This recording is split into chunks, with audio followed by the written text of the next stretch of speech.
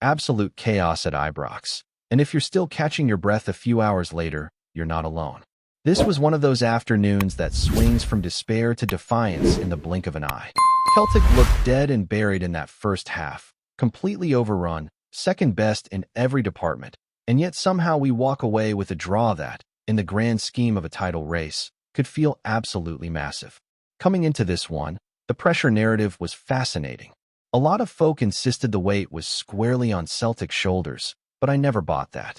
From where I was sitting, the bulk of the expectation was on Rangers. Playing at Ibrox, in front of their own support, after a run of inconsistent results, this was the kind of fixture where they had to make a statement. Celtic, on the other hand, simply could not afford to lose. There's a difference. One side needed to prove dominance, the other needed resilience. But for 45 minutes, it barely looked like resilience was on the menu. Celtic were miles off it. The aggression wasn't there, the composure on the ball vanished, and every loose pass seemed to land at a Rangers shirt. It felt frantic, rushed, almost panicked. Rangers were first to everything. 50-50 challenges. They won them. Second balls. Theirs. Territory. Theirs as well. Celtic couldn't string passes together, and too often it was aimless balls up the park, hopeful rather than purposeful. Defensively, it was a hard watch. Dane Murray had a nightmare moment that led to a goal, and at that stage you feared the worst. In these hostile away grounds, one mistake can snowball, and for a young defender still trying to cement his place, that kind of error can crush you. The back line looked pinned in, almost stuck on the edge of their own box, inviting pressure instead of stepping up to meet it. It was as if the whole team had retreated 10 yards into themselves. In midfield, Celtic were second best as well. The ball wouldn't stick. There was no rhythm, no control. Every time the team tried to build something, it broke down. Rangers sensed that vulnerability and fed off it. The crowd got louder, the tackles got sharper, and Celtic just could not get a grip. By the halftime whistle, you'd struggle to pick out a single positive from that opening spell. It felt like the kind of performance that could define a season in the worst possible way. And then, everything flipped. The second half was a different match entirely. The tempo changed, the bravery returned, and suddenly Celtic were the ones dictating play. The introduction of Rio Hatate made a huge difference. Whether it was the space opening up or simply the shift in mentality, he brought composure and intelligence to the midfield. He wanted the ball, he moved it quickly, and crucially, he took care of it. Instead of rushed clearances and hopeful punts, there were measured passes, angles created, and Rangers forced to chase. It wasn't just about one player, though. The entire team stepped up. The defensive line pushed higher, compressing the space and keeping Rangers pinned in. Dane Murray, to his credit, responded in the best possible way. After that first-half error, he could have crumbled. Instead, he became aggressive, dominant in the air, winning challenge after challenge, and helping Celtic squeeze the game into Rangers' half. That kind of response speaks volumes about character. Out wide, there was more intent. Celtic stopped pulling out of challenges and started driving forward. The movement became sharper, the passing more confident. Rangers, who had thrived on the chaos of the first half, looked rattled when the match turned into a proper football contest. When it became about composure rather than physicality, Celtic grew stronger with every passing minute. You could sense the shift not just on the pitch, but in the stadium. The early roar from the stands dulled as Celtic took control. Rangers, so dominant before the break, struggled to keep the ball. Clearances replaced combinations. The momentum had swung, and in these derby matches, momentum is everything. Once belief creeps back into a side, it can change the entire complexion of the contest. The equalizer, when it came, felt deserved. It wasn't a smash and grab. It was the product of sustained pressure, of a team refusing to accept the narrative that had been written in that first half. From looking like a side on the brink of collapse, Celtic transformed into one that imposed itself, that played with purpose, that reminded everyone why they are right in the heart of this title race. And maybe that's the biggest takeaway from a day like this. Not perfection, because there was plenty wrong for long stretches. Not dominance from start to finish, because that simply did not happen. But resilience. The ability to absorb a storm at Ibrox, to respond to mistakes, to rewrite the script when it looked like it was heading in only one direction. What really stood out after the dust settled was the mentality shift. In the first half at Ibrox Stadium, Celtic played like a side weighed down by the occasion. In the second, they looked like a team that remembered exactly who they are. The difference was not subtle. It was night and day. The passes that were rushed before the break suddenly had purpose. The touches that were heavy became assured. Instead of hiding from the ball, players demanded it. Rio Hatate was central to that transformation, but it was not just about neat flicks or clever angles. It was about control. In the first half, Celtic were dragged into a battle that did not suit them, a frantic exchange of long balls and second phases. After the interval, Hatate slowed it down when it needed slowing and sped it up when space opened. He found pockets between the lines, and instead of forcing the spectacular, he chose the sensible option time and again. That composure rippled through the rest of the side. There is always debate about whether he should start these matches or be used as an impact option, and you can see arguments on both sides. Sometimes he can be overrun early on when the tempo is chaotic. But when the game stretches, when legs tire and gaps appear, that is when his intelligence shines. He reads space beautifully, and in that second half Rangers simply did not know whether to press him or drop off. When they pressed, he slipped away. When they dropped, he dictated. Alongside him, the wider players began to believe. Instead of turning back at the first sign of pressure, they drove forward. There was more bravery in one spell of 10 minutes after the break than there had been in the entire opening 45. That bravery forced Rangers back. Suddenly, it was their defenders clearing lines rather than stepping into midfield. Their midfielders, so dominant earlier, were chasing shadows. The defensive line deserves real credit as well. Dane Murray's response to his earlier mistake was telling. Lesser players shrink after an error in this fixture. He did the opposite. He attacked the ball in the air, won headers, stepped into challenges. More importantly, he pushed up. In the first half, the back four were practically standing on top of their goalkeeper, inviting pressure. After the break, they held a higher line, compressing the pitch and allowing Celtic to sustain attacks. That positional adjustment was subtle but crucial. Liam Scales alongside him brought calmness too. There was less panic in the clearances, more thought in the distribution. Instead of launching it aimlessly, Celtic began to build from deeper areas with a bit of patience. It did not mean overplaying at the back, but it meant choosing moments wisely. That is how you regain territory in a derby away from home. Not by forcing the spectacular, but by making the sensible choice repeatedly until the momentum shifts.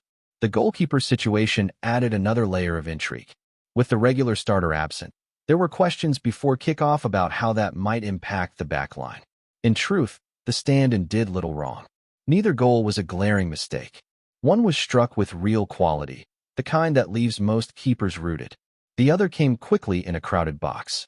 Beyond that, his handling was steady, and in the second half he contributed to the calmer feel by taking an extra second when required. Sometimes that pause is enough to settle nerves. In midfield, the player who started and struggled will know he can offer more. There were flashes of quality, moments where he wriggled away from pressure and sparked an attack, but overall he found it difficult in that first period. The physical edge of the contest did not suit him. Yet even that underlines the depth of this squad. When changes were made, the dynamic shifted. It is not about individuals being written off, but about recognizing what the game demands in each phase. Perhaps the most impressive element of the comeback was the psychological resilience. At 2 goals down in that environment, many sides fold. The noise, the narrative, the sense that the day is slipping away can become overwhelming. Celtic refused to let that happen. They did not chase the game recklessly. They did not abandon shape. They trusted that if they improved the basics, the chances would come. That patience is a sign of a team that believes in its identity. Rangers, for all their first half dominance, seemed unsure how to react once control slipped. Instead of reasserting their press, they retreated. Instead of keeping the ball and slowing it down, they cleared their lines and invited pressure. That allowed Celtic to grow stronger with each passing minute. Confidence is a fragile thing in these fixtures. Once it shifts, it can avalanche. The equalizer itself felt like a release. Not just a goal, but a statement that the contest was alive. The celebrations reflected that. There was relief, yes, but also defiance. It said that this side will not be defined by one poor half of football. It reminded everyone watching that a title race is not won in a single spell of dominance, but over months of resilience and response. And when you step back from the emotion, that is what this result could represent. Not a perfect performance, not a masterclass from start to finish, but a demonstration that even when everything seems to be going against them, Celtic have the character to fight back. They adjusted tactically, they improved technically, and most of all, they stood tall mentally.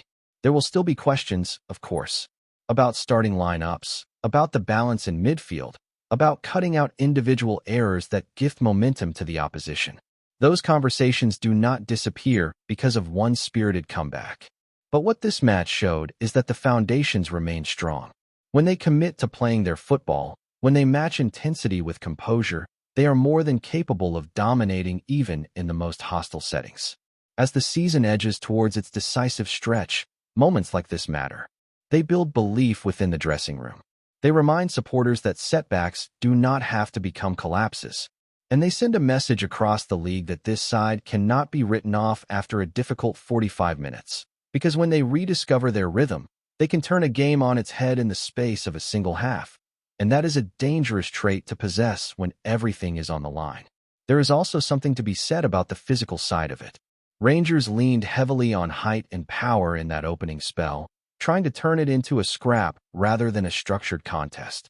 Celtic struggled with that at first, losing aerial duels and second balls, but the adjustment after the break was clever. Instead of engaging in a straight fight every time, they began to anticipate where the knockdowns would land. Midfielders positioned themselves better, full-backs tucked in at the right moments, and suddenly those same long deliveries became far less effective. Another key factor was the emotional control. In derby matches, especially in Glasgow, it is easy to let frustration spill over. A misplaced pass, a refereeing decision, a heavy tackle, all of it can distract from the task at hand. Celtic looked rattled early on, arguing, gesturing, reacting to the crowd. In the second half, that disappeared. The focus narrowed. Every player seemed locked into his role, communicating clearly, demanding standards from each other without losing their heads. That collective discipline made the comeback possible. And perhaps the most encouraging sign was that the belief never seemed to waver once the second half began. Even before the equalizer arrived, you could sense that the team felt the shift. The passes were sharper, the runs more committed, the press more coordinated. It did not feel like desperation. It felt like control slowly being reclaimed. In a season where fine margins will decide everything, that ability to recognize a problem, adjust on the pitch, and impose themselves again could prove absolutely crucial in the weeks ahead. Before we proceed, subscribe to our channel and enable notifications to receive all exclusive news about Celtic FC. Don't miss any details about your favorite team. It's extremely important for Celtic FC fans. The whispers doing the rounds of Glasgow are growing louder, and they carry the kind of edge that sets supporters' nerves jangling. In the pubs and on the buses, folk are muttering about a move that, if it comes to pass, would be spoken about for years. The name on everyone's lips is Danilo da Silva, and the suggestion is that the forward is on the verge of swapping blue for green in what many would see as an unforgivable turn. Sources close to the dressing rooms insist that talks have taken place behind closed doors, the sort of quiet conversations that clubs never acknowledge until the ink is dry. The rumor is that a 3-season deal has been put on the table by Celtic FC, and that the player is tempted by a fresh start across the city. There is no confirmation, no photograph, no handshake caught on camera, only the steady drip of suggestion that something seismic is brewing. For the support of Rangers FC, even the thought cuts deep. To cross that divide is more than a transfer. It is a statement, one that would test loyalties and stir old wounds. Some insiders claim the player feels underappreciated. Others say it is simply ambition speaking, the desire to write a new chapter where silverware and spotlight beckon. Those close to Danilo da Silva describe a man weighing his options, aware of the noise, but focused on his own future. The speculation suggests assurances about his role, about being central to a project that aims to dominate.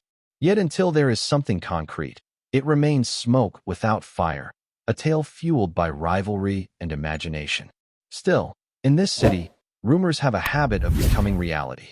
If this one does, it will be remembered not for the numbers on a contract, but for the sense of betrayal felt by some and the audacity admired by others. Hello, fan. Don't forget to like and subscribe to the channel, as it means a lot to Celtic FC. Also, share your opinion about the news in the comments below. See you in the next video.